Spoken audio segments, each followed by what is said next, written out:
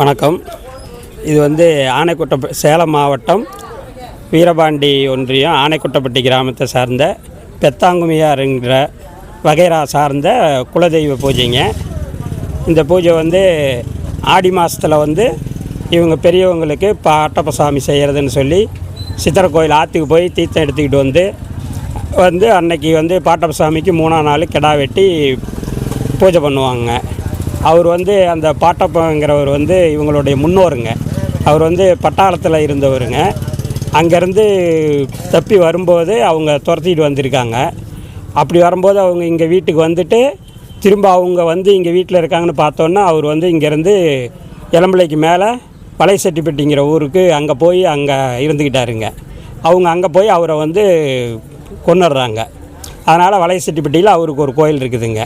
ஆடி மாதம் 3ஆவது நாள் இங்கேருந்து எல்லாம் கிடா வெட்டி பொங்கல் எடுத்துக்கிட்டு போய் அங்கே வச்சு பூஜை செஞ்சு முடிச்சுட்டு அடுத்த நாள் இங்கே பாட்டப்பசாமின்னு அங்கே பாருங்கள் குதிரை 2 இருக்குது.